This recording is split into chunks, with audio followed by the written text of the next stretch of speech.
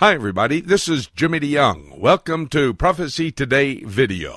For the latest in geopolitical activities, you can go to our website, prophecytoday.com, and there go to PTRN, Prophecy Today Radio Network. You'll be able to listen to some of the interviews that I've had this week with Colonel Bob McGinnis from Washington, D.C., a potpourri of geopolitical activities that are setting the stage for Bible prophecy to be fulfilled. Dave Dolan gives us a Middle East news update out of Jerusalem. Danny DeYoung, who is the chairman of Yesha Council, which would be the leaders of the Jewish settlements, gives us the latest on the settlement freeze. And Dr. Rob Congdon has his European Union update. That's all available at our website, prophecytoday.com. Go to PTRN, Prophecy Today Radio Network.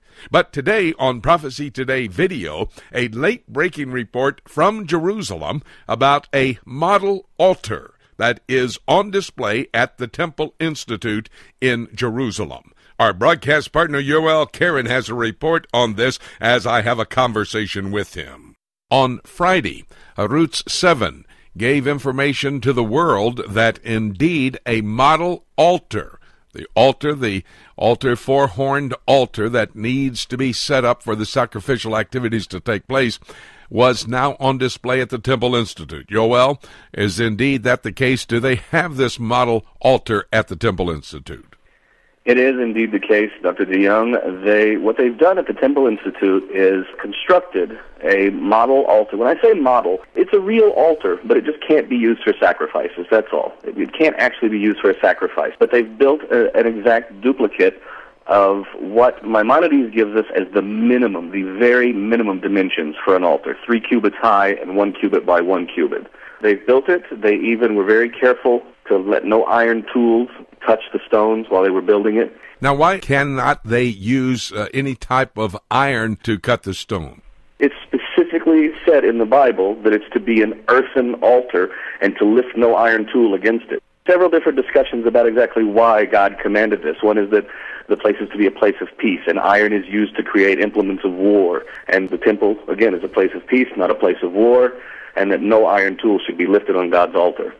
So they have done that exactly to the directions found in the Bible. But you say it is a model. Are they putting this on display for the purpose of helping people to understand what the ultimate altar will be like when it's up in its full official size? Exactly, because just reading all of the descriptions in the Talmud and in the different volumes of Jewish law, you get a sort of an idea in your head of what the altar would look like in drawings, but to physically see it in front of you. It was even interesting for me to look at, to see there's on two sides of it, there's what looks like a ledge. This is the ramp that the priests would stand on. Mm-hmm. The priest can't just walk up to an altar. He has to be standing up on a ledge to do the service. They've included that, everything right down to the last detail. And it looks rough, exactly as it should. These are unhewn stones, natural stones brought in, and the artist did a very good job of putting them together. What will be the construction needed to develop the altar that will stand in front of the temple? This is a model of it. How difficult is it going to be to put the real altar up? Well, what you see here with what they've done, they have pretty large stones, and they're mortared together. The big altar, the way it will look is it will be a combination of large stones and small stones mixed in. It's sort of mixed with tar, and it's sort of an asphalt mixture that binds the larger stones. An asphalt mixture with small stones, binding the larger stones together, and then that is plastered over and whitewashed, and actually has sort of a floral design around its edge. So it'll look quite different from this. This is a very primitive altar. The very basic element of what you need for an altar. The big altar in the temple is very large, beautiful, shining white.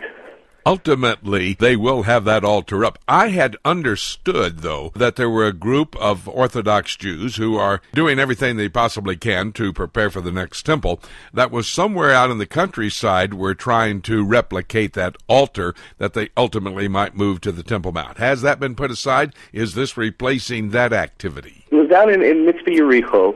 They attempted to put an altar together, and I went down and I had a look at what they were doing, and it seemed that they only used larger stones. Mm-hmm. So when they poured hot tar into it, the tar just sort of ran between the cracks. You've got to have, the key is you've got to have, it says specifically, larger stones with smaller stones. The smaller stones help to fill in those cracks and keep the hot tar from running out to hold the big. It's put into a form. It's not built stone by stone. A form is built, a wooden form, and then the stones are laid in, and everything just fills this form up, and once it's solid, the form is removed. But yeah, that one, so far that one in Mitzvah didn't go too well, but all this is part of a learning process. Jews have not been in the altar building business for quite some time now. They've got to get back into the practice itself. Yoel Keren is a rabbi. He has an organization, La Magdash, and that means go up to the temple for the purpose of training people and exciting people about the reality of the building of the next temple in the city of Jerusalem. One final question for you, Rabbi. Is this possibly the next step that they needed to take as we prepare for that next temple? It is. It really is. The effect that it has on someone to see a real Jewish-built altar is, again, all of this is helping just to cut the hardness away of the Jewish people and make them receptive and tender to wanting God's house again.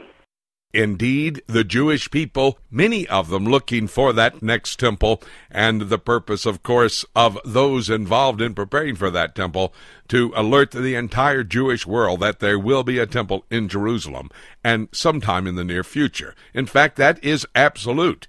The Bible does talk about it. There will be a temple that will stand during that 7-year tribulation period. It's known to the Jewish people as the time of Jacob's trouble from Jeremiah chapter 30 and verse 7. But the Bible does say there is an upcoming temple during that time. Daniel 9:27 talks about the temple. Jesus Christ confirmed there will be a temple in Jerusalem during the 7-year tribulation, Matthew 24:15. The Apostle Paul said the same thing in 2 Thessalonians 2:4, where he reports the Antichrist goes into that temple to be worshipped by the world. And, in fact, the book of Revelation, chapter 11 and verse 2, John the Revelator is told to take his rod and measure the spot for the temple. By the way, all the preparations have been made for that temple to stand during the tribulation period, as indicative of our report today with Rabbi Yoel Keren.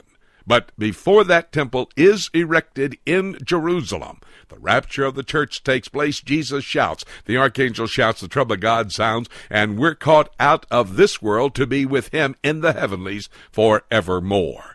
My dear friend, this broadcast has been a evidence that the temple is about to be put up in the city of Jerusalem. So thus the rapture must be close at hand. Are you prepared for that event?